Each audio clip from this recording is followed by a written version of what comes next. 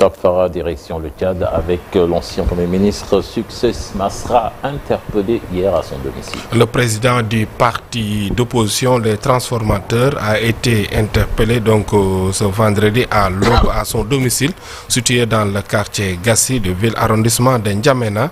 Son domicile a été investi par des dizaines d'hommes armés, membres des corps de défense et de sécurité, qui l'ont donc amené vers une destination inconnue, annonce donc à RFI ses lieutenants.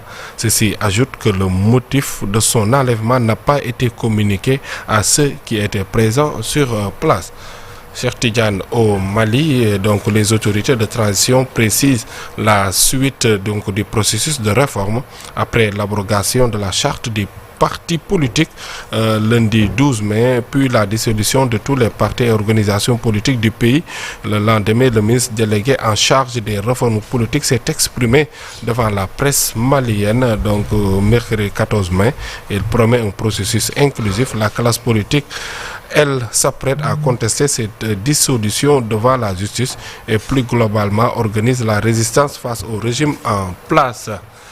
Parlons maintenant de Nicolas Sarkozy, condamné à 1 an de prison ferme pour corruption de hauts magistrats dans l'affaire dite des écoutes. Du moins, Nicolas Sarkozy a obtenu une liberté conditionnelle, a fait savoir le parquet de Paris ce 15 mai.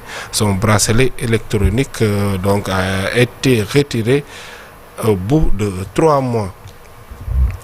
Guerre en Ukraine, alors que les pourparlers entre Russie et Ukrainiens devraient s'ouvrir ce jeudi, hier jeudi du moins à Istanbul. Ce sont finalement des discussions trilatérales qui devraient avoir lieu ce vendredi.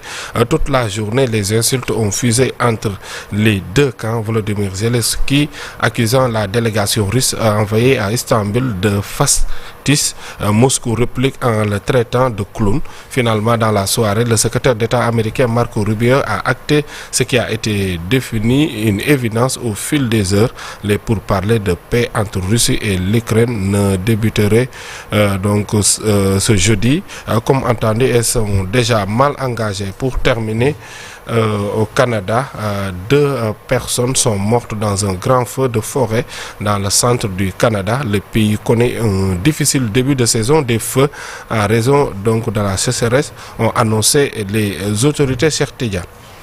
Pape Farani, on te retrouve dans une demi-heure pour d'autres actualités internationales. Légui, dañuy ñëw ci une des journaux, Madame xët bu njëkk bu yéenekaay yi ànd ci ak El Hadj Malick Thiandoum.